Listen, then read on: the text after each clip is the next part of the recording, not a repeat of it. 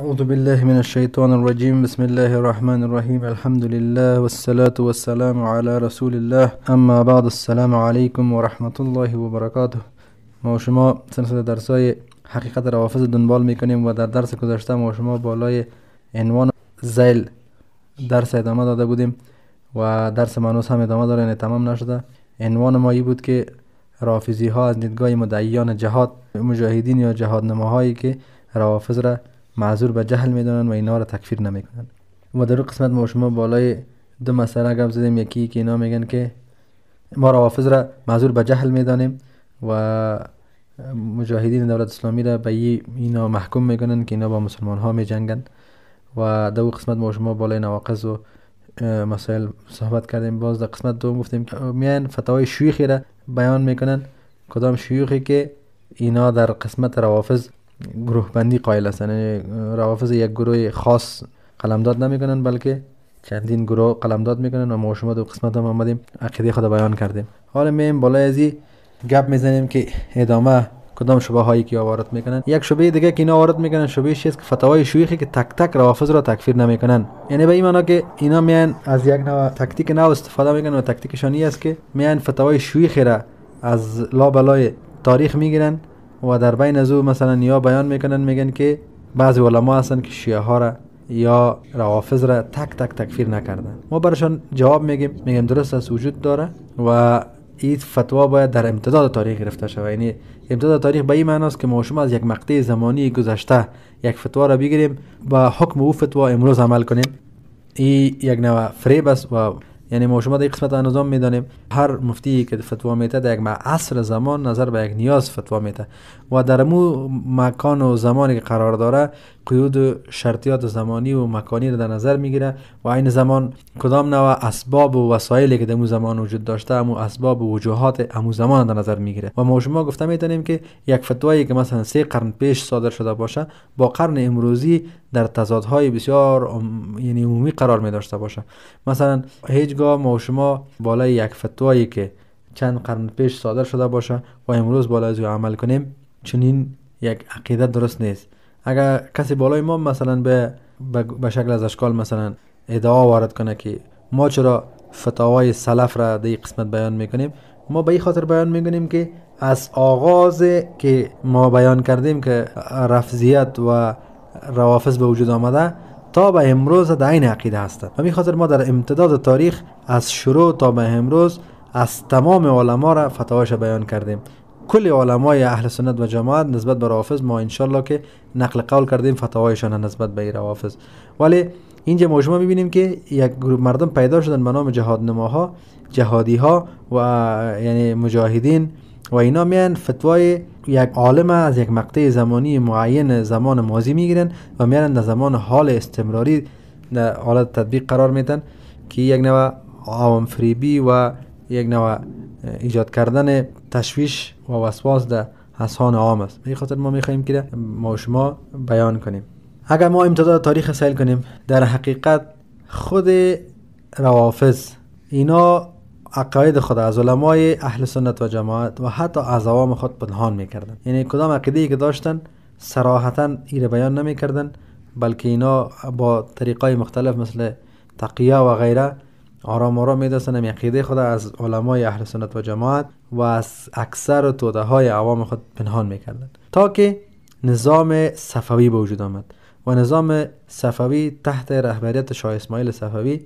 که بعداً تحت قیادت شاه اسماعیل صفوی و عقیده صفوی و نظام صفوی ما شما میبینیم که اینا آرام آرام عقیده باطلی را واضح کردن. بعد از این که حکومت صفوی جور شد یک امام مجدد روافض وجود داره به نام باقر مجلسی که باقر مجلسی توسط کتابای خود یعنی بسیار کتابا در عناوین مختلف داره، چندین جلد کتاب نوشته کرده و در هر کتاب خود قاید خود یکی که بیان کرده و ما حواله میتیم در کتابایش که در یکی از کتابای خود یک مسئله بیان میکنه، در کتاب دیگه مسئله را بیان میکنه و آرام آرام عقاید شیعگان و روافض در لابلای تاریخ توسط حکومت صفوی و در خصوص توسط باقر مجلسی آشکار شد. مثلا یک مثال گفته میتونیم، مثالش این است که باقر مجلسی در یک از کتابای خود نوشته میکنه که وقتی که امام مهدی ظهور کرد میایه از قدرت‌های ویژه برخوردار است و عمر رضی الله عنه و عثمان رضی الله عنه و ابوبکر رضی الله عنه از قبر بیرون میکنه و بعد از بیرون کردن از قبر یا را مجازات میکنه و بعد از مجازات باز پس اینا قبض روح میشن. شما فکر کنید این عقیده دو زمان بیان شده بوده. به این خاطر ما شما میم عقیده خدا و عقیده اهل سنت و جماعت در قسمت شبهه بیان میکنیم و ما میخواهیم که خدا قسم این قلمداد کنیم که چرا ما اینا را تکفیر میکنیم و شبهه کسایی که اینا را تکفیر نمیکنن و شبهات و فتواها را یعنی نقل میکنن، در نقل فتواها ما ازاله شبهات از یاره کنیم. محمد ابن عبدالوهاب رحمه الله در کتاب الدرر السنیه میفرماید که بعد از اینکه فتوای شیخ الاسلام ابن تیمیه رحمه الله را در خصوص تکفیر روافض ذکر میکنن، یعنی به این معنی که فتوای شیخ الاسلام ابن تیمیه در خصوص روافض در مجموع الفتاوا و همچنان در منهاج السنه و در کتاب الصارم المسلول، در همش کتابا فتوای شیخ الاسلام ابن تیمیه فتواهاش ذکر میکنن و در اون قسمت میگه که روافض کسانی هستند که اصحاب را تکفیر میکنن، یعنی این فتوای شیخ الاسلام ابن تیمیه رحمه الله نقل میکنه و بعد میفرماید که این کلمه است که باید بالای آنها انجام میپذیرفت در گذشته. یعنی فتوای شیخ الاسلام ابن تیمیه رحمه الله که بود فتوایی بود که به او زمان بود، در نسل هایی که روافض با شیخ الاسلام ابن تیمیه رحمه الله در یک قرن قرار داشتن، در یک زمان قرار داشتن، یعنی او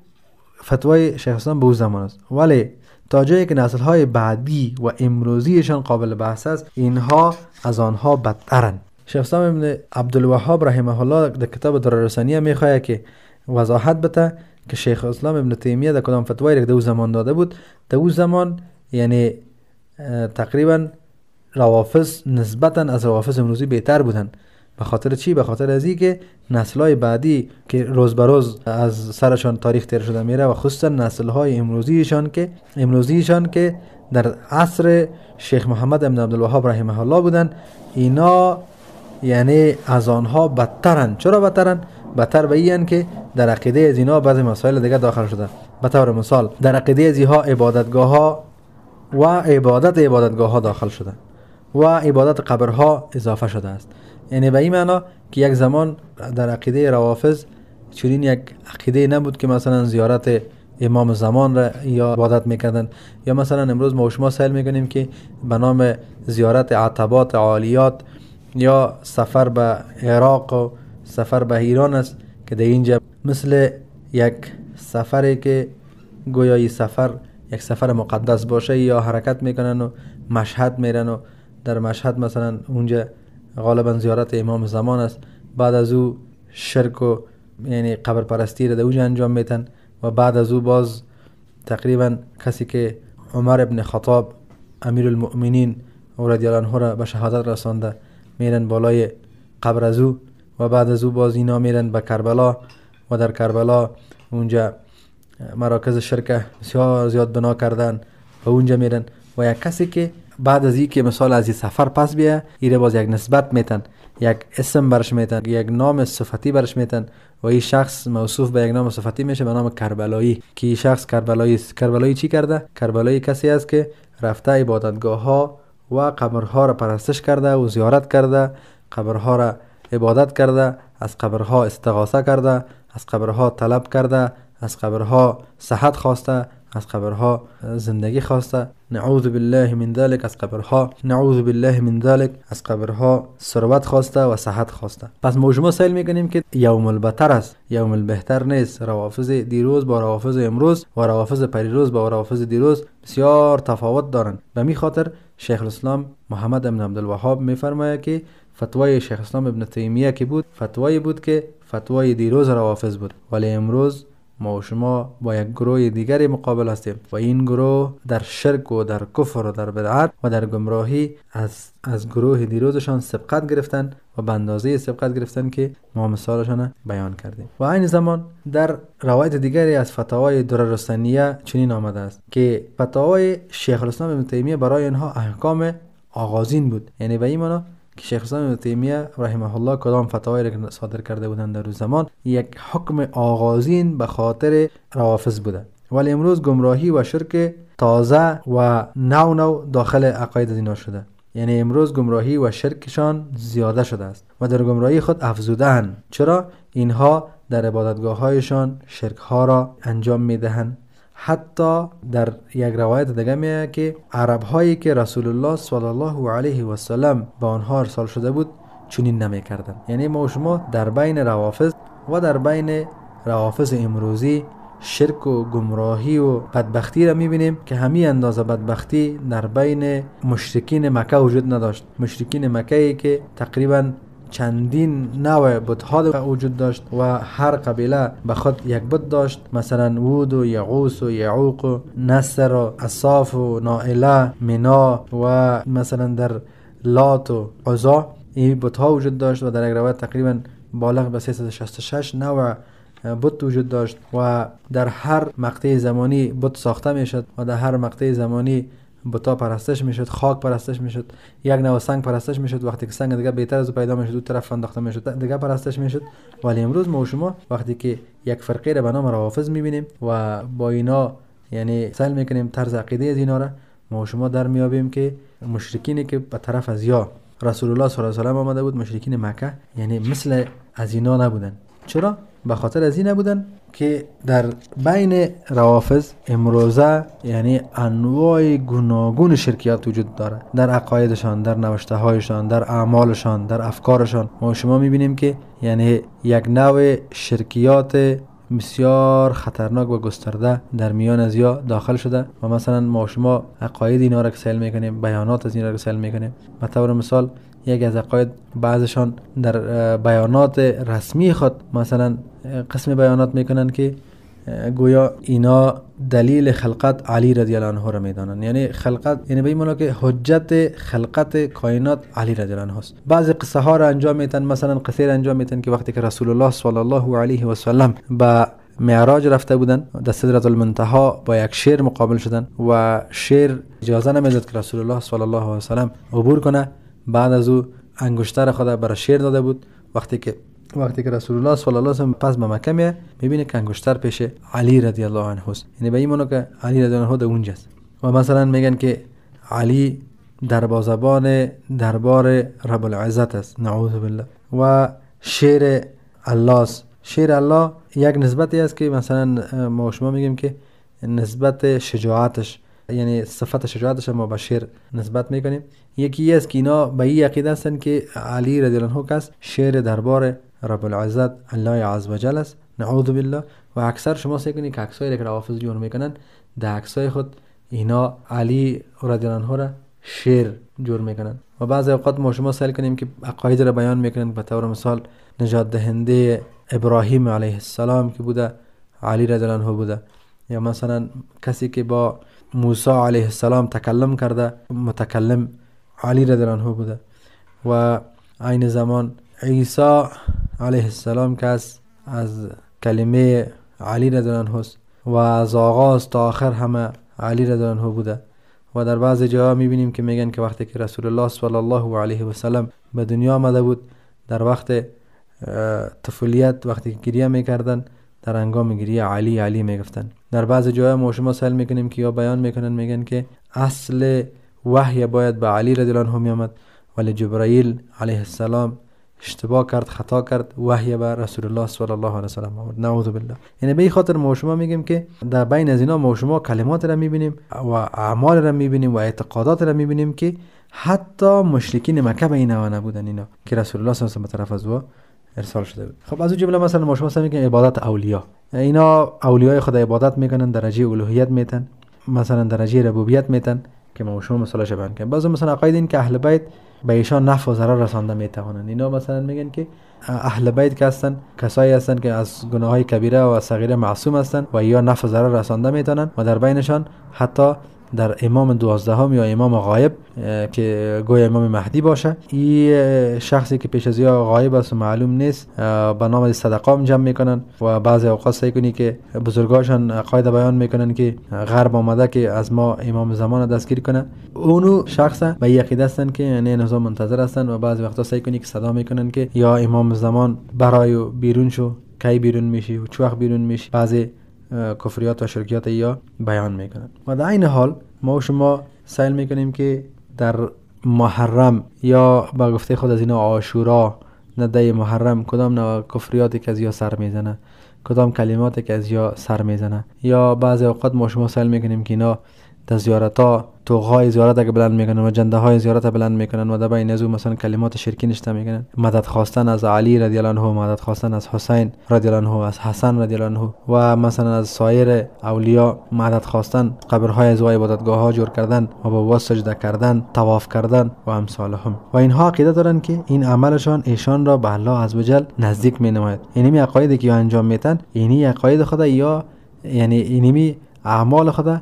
در قالب عقیده خود بیان میکنن و میگن که ما اینمی اعمال به این دلیل انجام میتیم، به دلیلی که ما را اینمی اعمال ما به رب العالمین نزدیک کنه. و در این حال ما شما سوال میکنیم که در یکی از فتاوای دیگه شیخ حامد الحمیدی در رساله اقوال اهل الاسلام فی حکم رافضه بیان میکنه، میفرماید اگر حالات کنونی دیده شود، مثلا یعنی امروزه کدام حالاتی که است که مثلا شرکی که در مکه و مدینه، در بقیه قبرستانی که در مدینه قرار داره که مثلا مردان یا زنان عام و خواصش میکنن، یعنی این و کفار اگر ما شما سل کنیم، باز ما شما یک بار دیگر تجدید میکنیم در عقیده نسبت به اینا. پس در خلاصه ما شما میایم این مسئله را بیان میکنیم که کسانی که من فتاوای شیوخ را به ما نقل میکنن که روافض تک تک تکفیر نکردن، اینا را ما براشون در جوابشون گفتیم که فتوا را باید در امتداد تاریخ بگیرین و بین سعی کنین که روافضی که در وقت نشأت که از ابن سبای یهود به وجود آمدن و بعد از او یک فرقه که به وجود آمد و بعد از او کسایی که از زیدیه ها جدا شدن و فرقه که بالاخره فرقه های 12 امامی شدن و بالاخره یعنی رافضیت آمده به امتداد تاریخ تا به امروز قرار گرفته، ما شما سوال میکنیم که در کدام حالت ها قرار دارن. درست است مثلا ما بیان کردیم که کدام احکامی که شیخ الاسلام ابن تیمیه رحمه الله در مورد روافض بیان کرده بودن احکام آغازین بوده، کدام احکامی را که بعداً ما میبینیم که شیخ محمد ابن عبدالوهاب بیان کرده متفاوت‌تر بوده. فتاوایی را که شیوخ امروزی بیان میکنن ما شما سوال میکنیم که متفاوت‌تر است. چرا؟ به خاطر از اینکه در کفر و در شرک و در گمراهی روافض روز به روز یعنی ازدیاد و پیشرفت صورت میگیره و روز به روز اینا پیشرفته‌تر شده میرن در کفرشان. پس بیایم در کل پس دو درسی را که انجام دادیم هر دوی زیره یک به یکی ما شما خلاصه کنیم و ببینیم که هر کسی که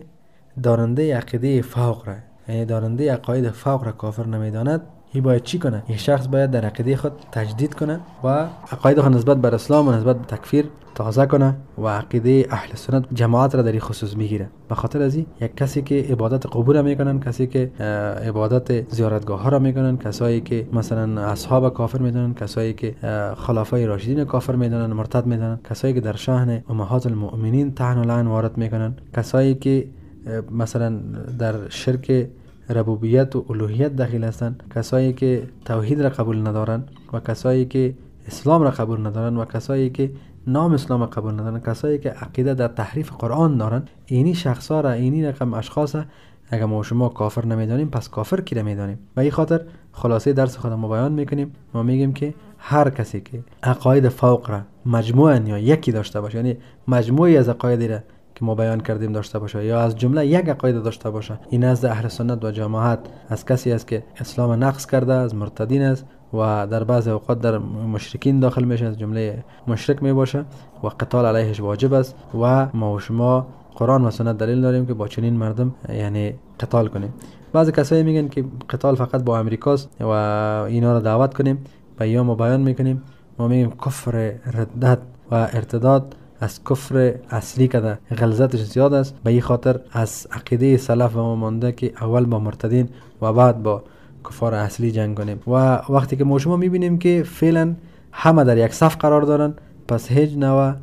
مانعی وجود نداره که ما با روافض قتال نکنیم و روافض را قتل نکنیم. و خلاصه درس ما می شد که ما به جواب جهادی نماهایی که شبهات وارد کرده بودن که گویا روافض و شیعه ها معذور به جهلن، ما جوابایشان دادیم و ایره یک وسیله وضاحت و واضح کردن و ازاله شبهات به خاطر برادران مجاهد خود بیان کردیم. رب العالمین اسلام و مسلمین را نصرت بده و شرک و مشرکین را خار و ذلیل بگردانه. بارك الله لنا ولكم في القرآن العظيم ونفعنا وإياكم بالآيات والذكر الحكيم.